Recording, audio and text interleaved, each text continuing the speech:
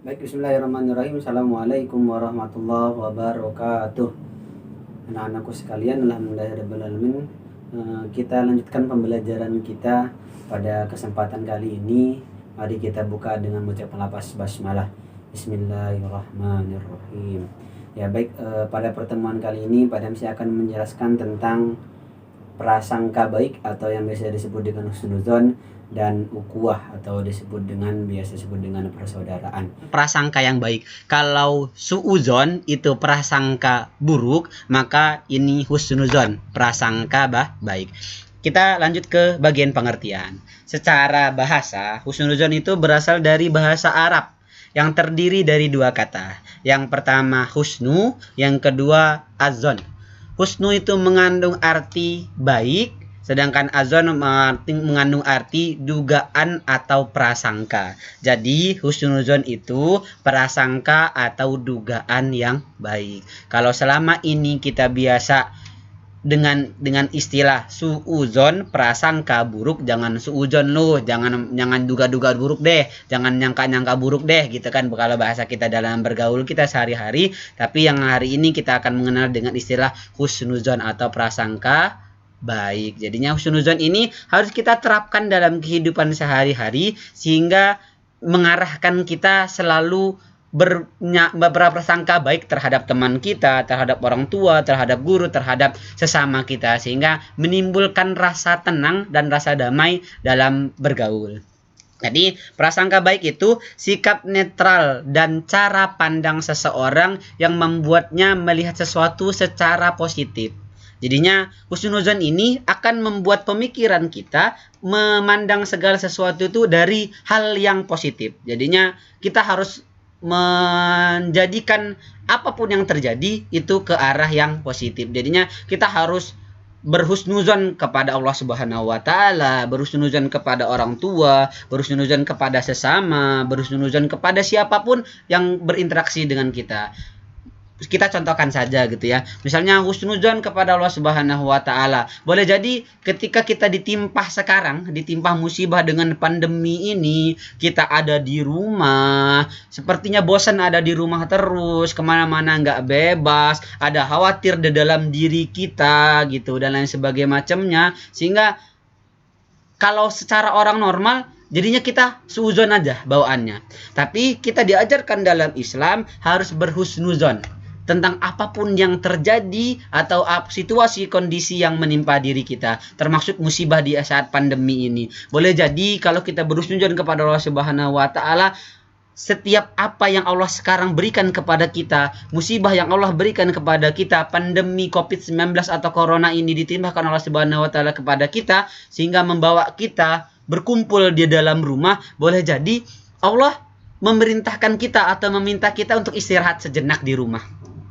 Kalau biasa kamu di luar rumah beraktivitas segala macam semuanya dilakukan tanpa larangan, tanpa aturan dan sebagainya macamnya, sekarang kata Allah, aku berikan batasan untuk kamu kembali kepada orang tuamu, kembali kepada keluargamu, sehingga terjadi ukhuwah yang baik, persaudaraan yang baik, kebersamaan yang sudah mulai luntur kemarin-kemarin, sehingga terjaga lagi di dalam rumah. Sehingga ada selalu hikmah yang terjadi setiap apa yang memang Allah berikan kepada kita, itu selalu ada rencana Allah yang terbaik ke depannya. Sehingga kita tidak boleh suudzon kepada Allah Subhanahu wa taala gitu. Kita harus menimbulkan sikap husnuzon kepada Allah Subhanahu wa taala gitu ya. Jadinya contohnya yang misalnya husnuzon itu dibagi menjadi beberapa. Yang pertama, prasangka baik terhadap Allah Subhanahu wa taala atau yang disebut dengan husnuzon kepada Allah Subhanahu wa taala. Contohnya sudah Pak Damsi sampaikan tadi. Jadinya kita tidak boleh suudzon dengan adanya corona ini dan sebagainya macamnya. Boleh jadi mohon maaf gitu ya, kalau dulu kita biasa tidak cuci tangan, serasa bebas melakukan aktivitas dan lain sebagainya macamnya gitu ya, bersalaman dengan siapapun, baik yang mahram maupun yang bukan mahram tetap salaman dan lain sebagainya macamnya, Allah tegur kita. Allah berikan yang terbaik kepada kita. Ternyata aturan Allah itu melarang umatnya untuk bersalaman atau untuk tidak bersalaman dengan yang bukan mahramnya. Itu benar kata Allah. Kalau dulu kita segan menjalankan syariat Allah Subhanahu wa taala dengan tidak bersalaman dengan lawan jenis kita, sekarang jangankan dengan lawan jenis, jangankan yang dengan bukan mahram, dengan mahramnya saja, dengan yang sesama jenisnya saja kita enggan untuk bersalaman. Karena apa? Karena Allah turunkan pandemi ini gitu. Allah turunkan penyakit ini gitu, sehingga menegur kita untuk menjadi orang yang lebih baik, menjadi insan yang lebih baik. Jadinya kita harus terus berhusnuzan kepada Allah Subhanahu wa taala, karena Allah Subhanahu wa taala pasti menyiapkan rencana terbaik untuk kita semua dalam kehidupan di masa yang akan datang. Contohnya saja lagi, contoh yang lain, proses pembelajaran daring. Ini membuat kita melek IT, membuat kita melek teknologi informasi dan komunikasi, membuat kita memiliki pengetahuan banyak tentang ternyata pembelajaran itu nggak harus dilakukan dengan tatap muka terus. Boleh kita bisa melakukannya dengan online dan lain sebagainya macamnya, sehingga kita memiliki wawasan yang luas. Bahkan cita-cita ke depan, pendidikan ke depan, modernisasi ke depan, ruang kelas itu akan menjadi sesuatu yang ditinggalkan. Karena proses pembelajaran kita sudah tidak terjangkau lagi gitu ya. Bahkan kalau zaman dulu gitu ya, cita-cita orang dulu gimana caranya kalau ada terjadi apa-apa di Mekah atau terjadi apa-apa di luar negeri, saya bisa tahu. Dan zaman sekarang terjadi. Dengan teknologi dan informasi, apapun yang terjadi di belahan dunia lain, di Eropa, di benua Eropa, benua yang lain segala macamnya, di luar Indonesia atau di luar kota Bandar Lampung, kita bisa tahu. Itu karena teknologi dan informasi. Jadinya kita harus berhusnuzan kepada Allah Subhanahu wa taala, kita harus berhusnuzan kepada orang lain, berhusnuzan kepada teman kita dan sebagainya macamnya. Bagaimana sih cara kita untuk berhusnuzan kepada Allah Subhanahu wa taala? Firman kita untuk Allah Subhanahu wa taala memerintahkan kita untuk berhusnuzan kepada Allah Subhanahu wa taala itu dalam Quran surah Al-Baqarah ayat 216.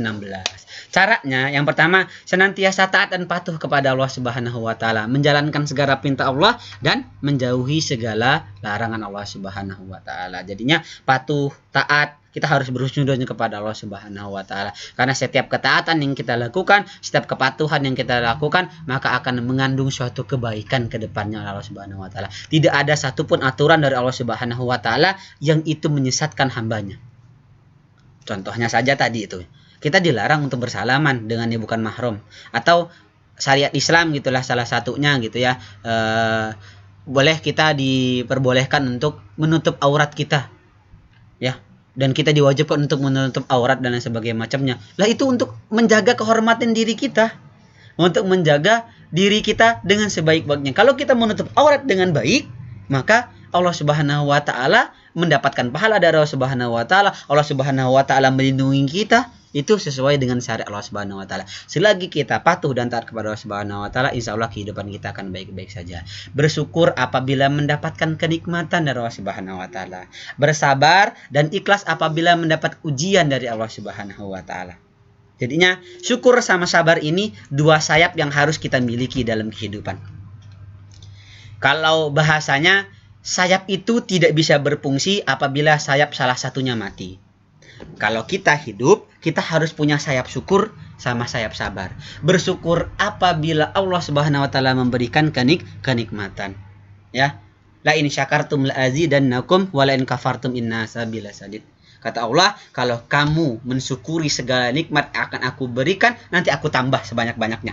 Nanti aku tambah dengan jalan yang tidak diduga-duga. Tapi kalau kamu kufur akan nikmatku, ingat azabku sangat pedih. Bersabar ketika mendapatkan ujian dari Allah Subhanahu wa taala. Innallaha ma'asyabirin. Allah bersama orang-orang yang sabar. Jadinya bersyukur, dapat nikmat, sabar ketika mendapat ujian. Sayap inilah yang akan membawa kita untuk mendekatkan diri kepada Allah Subhanahu wa taala. Sayap syukur dan sayap sabar ini akan mengantarkan kita kepada ketakwaan kepada Allah Subhanahu wa taala. Yang terakhir, yakin bahwa terdapat hikmah di balik segala penderitaan dan kegagalan. Yakinlah setiap apa yang kita terima hari ini, apa kegagalan yang kita terima hari ini, itu semua akan mendapatkan hikmah dari Allah Subhanahu wa taala. Mungkin hikmah yang baru kalian rasakan, apapun itu pasti nanti ke depannya Allah akan berikan jalan terbaik. Allah akan siapkan rencana terbaik. Karena kita manusia hanya bisa berencana dan berusaha. Tetap Allah yang meng-ACC itu semua. Kalau baik kata Allah, maka akan aku berikan itu semua rencanamu. Tapi sebaik-baiknya perencanaannya Allah Subhanahu wa taala. Karena apa? Sebaik-baiknya skenario itu skenario yang dibuat oleh Allah Subhanahu wa taala. Kalau Allah yang membuat skenario kehidupan kita, rencana kehidupan kita, Allah sudah tahu garis finish kita kemana, sukses kita kemana. Tapi kalau kita yang membuat rencana itu, kita hanya berencana, tapi kita tidak tahu apa halangan dan rintangan ke depan. Tugas kita hanya taat kepada Allah Subhanahu wa taala. Kata Allah, tugas kamu itu hanya taat kepada Allah Subhanahu wa taala. Kalau kamu taat, kalau kamu melakukan suatu aktivitas dengan ketaatan Subhanahu wa taala, taatlah kamu dengan sebaik-baiknya, patuhlah kamu dengan sebaik-baiknya, lakukan segala sesuatu dengan sebaik-baiknya. Kalau kamu taat kepada Allah, kamu jalani kehidupan kepada Allah Subhanahu wa taala dengan sebaik-baiknya, maka taat itu akan mendatangkan kamu kepada ketakwaan terhadap Allah Subhanahu wa taala. Sehingga kita harus terus melakukan ketaatan kepada Allah Subhanahu wa taala sampai kata Allah, waktunya kamu pulang, waktunya kamu istirahat, dan masuklah kamu padkhuli fi ibadi wadkhuli jannati. Masuklah kamu kepada surganya Allah Subhanahu wa taala. Itu prasangka yang pertama, atau prasangka baik yang pertama, husnuzan kepada Allah Subhanahu wa taala. Husnuzan yang kedua yaitu husnuzon kepada sesama manusia. Kita sesama manusia itu harus husnuzon. Sesama teman, sesama persaudaraan, sama saudara, adik, kakak, orang tua, dan lain sebagainya macamnya, harus kita tingkatkan husnuzon kita atau berasangka baik terhadap sesama atau terhadap keluarga atau terhadap rekan-rekan kita, tanpa tidak meragukan kemampuan atau tidak bersikap a priori gitu ya. Dalam artian tidak bersikap merendahkan gitu ya. Jadinya husnuzon kepada sesama itu akan menimbulkan ketenangan di dalam diri. Tidak ada curiga, tidak ada khawatir, tidak ada was-was, tidak ada kecurigaan di dalam diri kita yang membuat diri kita itu tidak tenang. Kalau kita seuzon aja sama teman kita, misalnya teman kita main ke rumah atau teman kita dekat-dekat sama kita, ini pasti ada maunya nih gitu ya. Terus ini pasti ada yang mau diambil nih dan sebagainya macam, sehingga kita sendiri tidak tenang dengan itu semua gitu ya. Jadinya kita harus bisa menumbuhkan sikap husnuzon kepada sesama untuk kepentingan diri pribadi kita juga, untuk ketenangan, untuk kebaikan di dalam diri kita, dan untuk menjaga persaudaraan terhadap sesama. Cara menumbuhkan sikap husnuzon kepada sesama manusia itu yang pertama, tidak merendahkan orang lain. Kalau kita merendahkan orang lain, maka orang lain pun tidak akan terima untuk direndahkan, sehingga tidak ada terjadi persaudaraan yang baik di antara kita, atau tidak ada husnuzon yang baik terhadap kita. Tidak mencaci maki atau menghina orang lain, hormat kepada orang tua, tidak ada perasaan curiga terhadap orang lain. Jadinya apapun yang dilakukan orang tua, apapun yang diperintahkan orang tua kepada kita, atau apapun yang teman lakukan segala macamnya, selalu pandang dari segi positifnya, tinggalkan segi negatifnya. Ambil istilah selalu pandang dengan dua mata sisi gitu ya. Ya, dua sisi mata uang itu biasanya kita bisa istilahkan gitu ya. Jangan lihat depannya saja, lihat juga di belakangnya gitu ya. Boleh jadi ada hikmah atau maksud dan tujuan lain yang tidak kita lihat gitu ya. Sehingga kita harus tetap husnuzon kepada sesama manusia. Yang husnuzon yang ketiga, husnuzon kepada diri sendiri. Husnuzon kepada diri sendiri itu kita penting. Kalau tadi kita udah husnuzon kepada Allah Subhanahu wa taala, kita husnuzon kepada teman-teman kita sesama manusia, kita husnuzon juga harus terhadap diri sendiri ya. Kalau kita tidak husnuzon kepada diri kita sendiri, malahan curiga dengan diri kita sendiri, berprasangka buruk dengan diri kita sendiri, atau bahasa gampangnya underestimate dengan diri kita sendiri, nggak pede lah, nggak percaya diri dengan diri kita sendiri, ya siapa lagi yang akan percaya dengan diri kita sendiri? Maka Islam Islam juga mengajarkan kita untuk berhusnuzon kepada diri sendiri, berprasangka baik terhadap diri sendiri. Itu mensyukuri bahwa segala sesuatu yang melekat pada diri manusia, baik yang disukai atau tidak disukai, merupakan pemberian Allah yang terbaik untuk manusia. Jadinya syukuri apa yang kita terima sekarang, apa yang kita miliki sekarang gitu ya. Kita terlahir sebagai orang yang sekarang, itu syukuri. Tapi kita harus terus berusaha untuk memperbaiki diri kita untuk menjadi orang yang lebih baik dan lebih baik lagi, sehingga kita mampu menempatkan segala sesuatu yang tadi itu. Bersyukur apabila mendapat nikmat, bersabar apabila mendapatkan ujian atau kegagalan dan lain sebagainya macamnya. Sehingga ya kita harus berhusnuzon kepada diri sendiri, mensyukuri nikmat, mensyukuri apapun yang sudah Allah berikan kepada kita, karena Allah Subhanahu wa taala telah berfirman gitu ya, Allah laqad khalaqnal insana fi ahsani taqwim. Ya, Allah sudah menciptakan manusia, udah menciptakan kita dalam ahsani taqwim, dalam bentuk yang sebaik-baiknya, sesempurna-sempurnanya. Maka diri kamu itu sempurna, diri kamu itu memiliki kelebihan, diri kamu itu memiliki segala sesuatu orang yang lain tidak punya. Jadinya jangan pernah membandingkan diri kamu dengan diri orang lain, karena diri kamu itu memiliki keistimewaan itu sendiri. Jadinya husnuzon kepada diri sendiri akan menumbuhkan sikap inisiatif, gigih, dan rela berkorban. Ya, jadinya kalau kita memiliki husnuzon kepada diri sendiri, kita akan memiliki sifat yang inisiatif, gigih, rela berkorban. Cara menumbuhkannya, yang pertama inisiatif. Inisiatif itu apa sih? Percaya bahwa orang yang mempunyai inisiatif akan mendapatkan pahala ditambah pahala orang-orang yang mengikuti sesudahnya. Jadinya kita mempunyai ide, kreativitas, inisiatif, sehingga orang lain pun mengikuti apa yang kita lakukan. Dan ketika orang lain mengikuti kita yang kita lakukan, dan itu suatu kebaikan, insya Allah itu bernilai pahala jariah, dan pahala itu akan mengalir secara terus menerus. Yang kedua, gigih, percaya bahwa Allah akan memberikan jalan keluar. Kita harus tetap gigih dalam melakukan segala sesuatu, gigih dalam melakukan upaya. Kalau kita gagal dalam satu hal, gagal dalam suatu perkara, tumbuhkan rasa husnuzon kepada diri kita untuk terus gigih, untuk terus bersemangat bahwa Allah akan memberikan jalan keluar ke depan dengan sebaik-baiknya. Jadinya kalau kita husnuzon kepada diri sendiri, gagal hari ini, coba lagi besok. Terus gagal besok, coba lagi seterusnya, seterusnya. Sampai kata Allah, ini jalan keberhasilan kamu. Ini tempat terbaik kamu. Ini jalan kehidupan kamu yang terbaik. Karena Allah tahu mana yang terbaik untuk diri kita.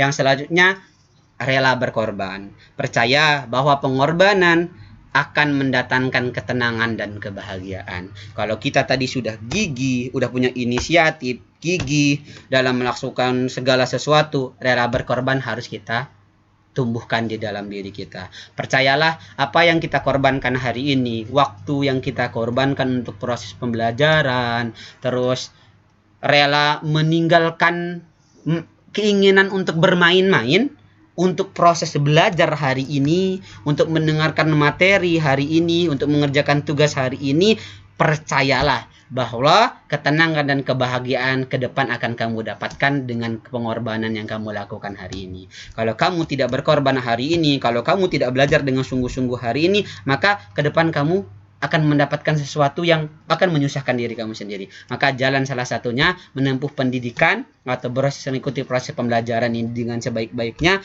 untuk kehidupan ke depannya yang menjadi lebih baik, gitu ya.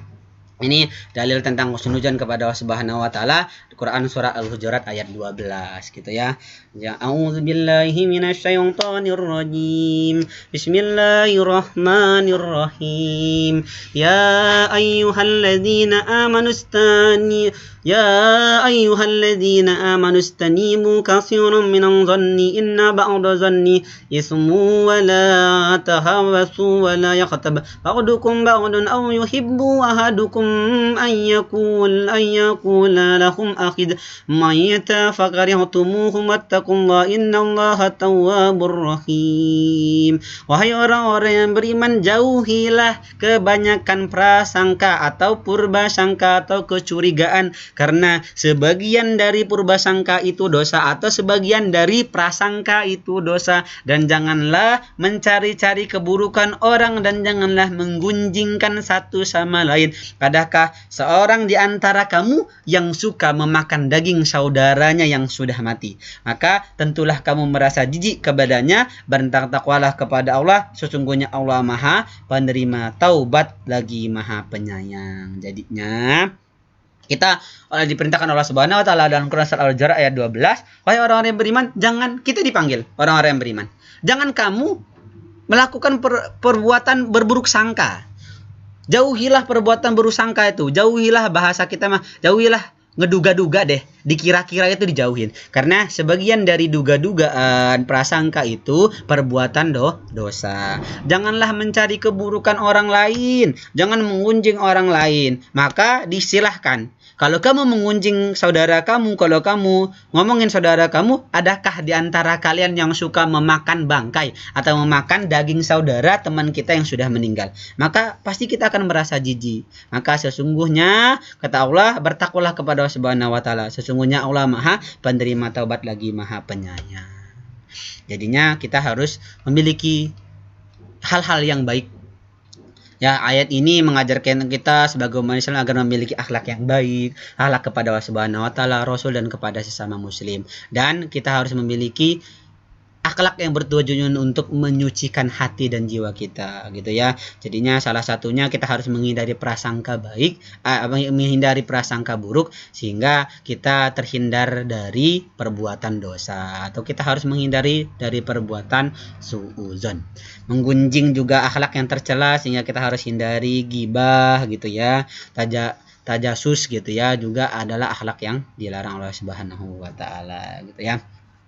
Terus sabda Nabi Muhammad SAW gitu ya, hati-hati kalian dari zon atau prasangka, karena zon itu atau prasangka itu adalah ucapan yang paling dusta. Janganlah kamu memata-matai sesama kalian. Hikmah dari husnuzon atau hikmah dari prasangka baik.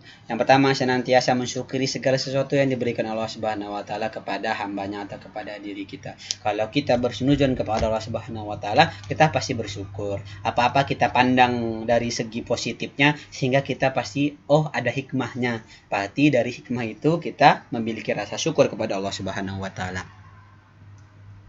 Selanjutnya, bersikap khauf atau takut atau raja berhadap kepada Allah Subhanahu wa taala. Jadinya kalau kita memiliki husnudzon kepada Allah Subhanahu wa taala, jadi tumbuh sikap kita, sikap takut kepada Allah Subhanahu wa taala. Di selain sisi takut kepada Allah Subhanahu wa taala ketika kita melakukan pelanggaran atau melakukan dosa kepada Allah Subhanahu wa taala, kita juga harus menimbulkan sikap roja. Roja itu berharap kepada Allah Subhanahu wa taala. Karena sebaik-baiknya tempat untuk berharap itu berharap kepada Allah Subhanahu wa taala, karena Allah tidak akan pernah mengecewakan hambanya. Tapi kalau kita berharap kepada sesama manusia, ingat, harapan yang paling menyiksa diri atau menyakitkan diri itu berharap kepada sesama manusia. Karena manusia itu sumber dari sebuah kekecewaan, gitu ya. Karena kalau kita terlalu berharap kepada manusia, maka siaplah untuk menerima suatu kekecewaan.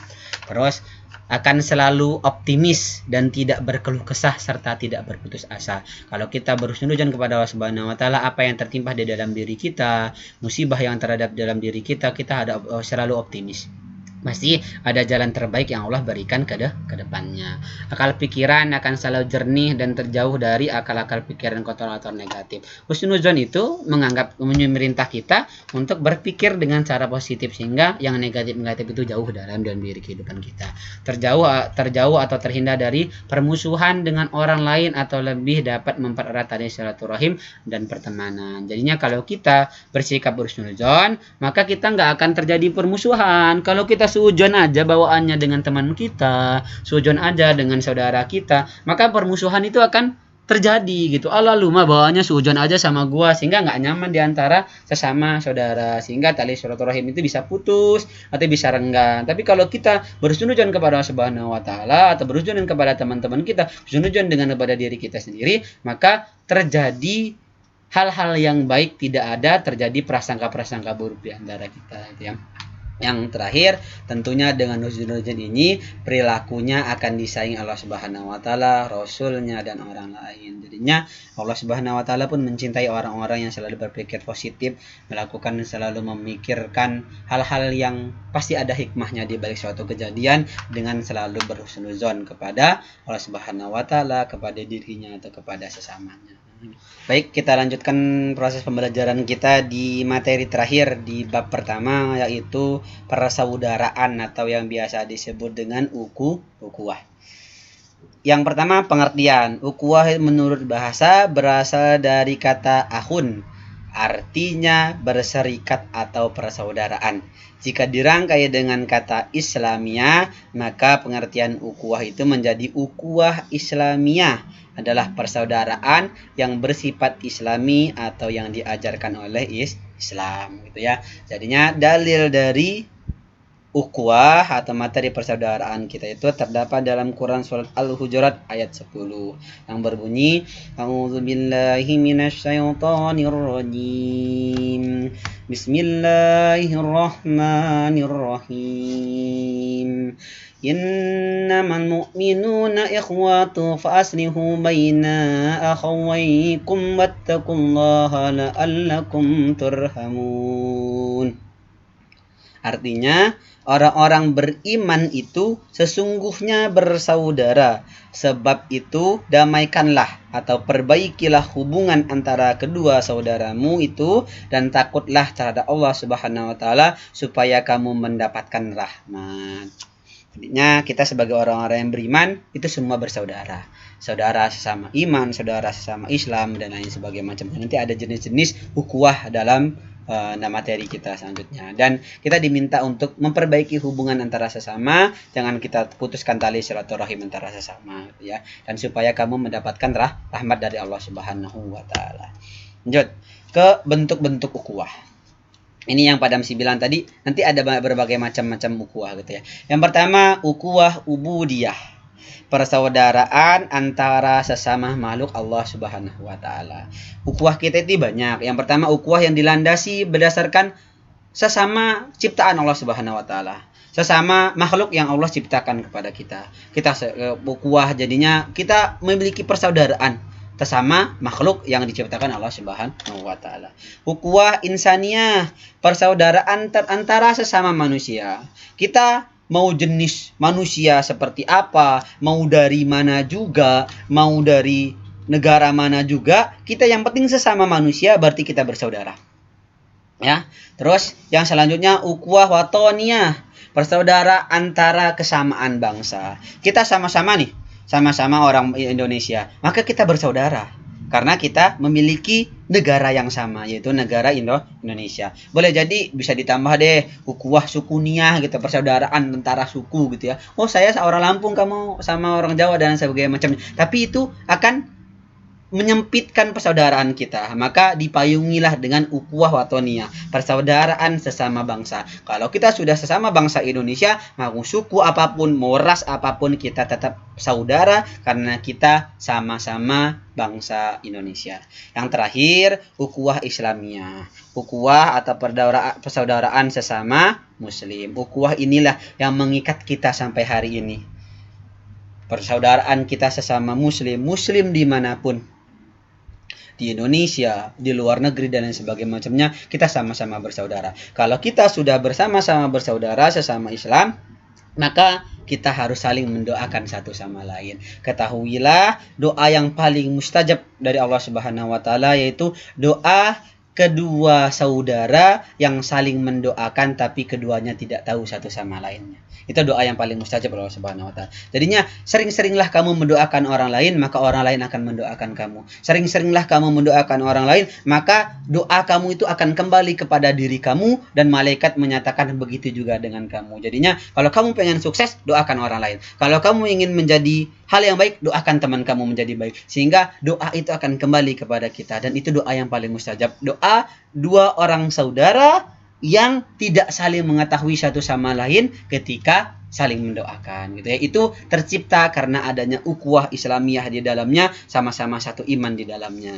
Jadinya kita harus menumbuhkan sikap ukhuwah kita sesama manusia, sesama makhluk Allah Subhanahu wa taala, sesama anak bangsa Indonesia, terlebih lagi sesama persaudaraan sesama umat muslim atau orang-orang yang beriman. Terus yang ketiga, hikmah dari ukhuwah. Hikmah dari ukhuwah itu terciptanya atau menciptakan wihdah, persatuan. Ya, wihdah itu persatuan. Kalau kita memiliki persaudaraan, maka kita akan menjadi kesatuan yang baik. Terus kekuatan. Kalau kita memiliki persatuan, kalau kita memiliki kekuatan, kalau kita memiliki persaudaraan, maka kita akan menghasilkan kekuatan yang baik. Mahabbah, cinta dan kasih sayang. Kalau kita merasa saudara, maka akan tumbuh rasa cinta dan kasih sayang sesama di antara kita. Terus cara menciptakan ukhuwah, yang pertama menjauhi sifat negatif seperti mengolok-olok, mencaci maki, berburuk sangka, mencari-cari kesalahan dan menggunjing. Karena kalau kita ingin menciptakan sesuatu ukhuwah yang baik, sikap-sikap ini harus kita hindari. Karena mengolok-olok teman, ngejek-ngejek teman dengan hal yang tidak dia sukai akan merenggangkan ukhuwah. Mencaci maki, berburuk sangka, mencari-cari kesalahan, menggunjing, itu akan memperenggang ukhuwah di antara kita. Jadinya salah satunya itulah timbulkan sikap husnuzon kepada saudara kita sehingga terjadi ukhuwah yang baik di antara kita. Begitu materi dari Pak Damsi tentang bab 1 di pelajaran pendidikan agama Islam tentang kontrol diri atau disebut dengan mujahadah an-nafs.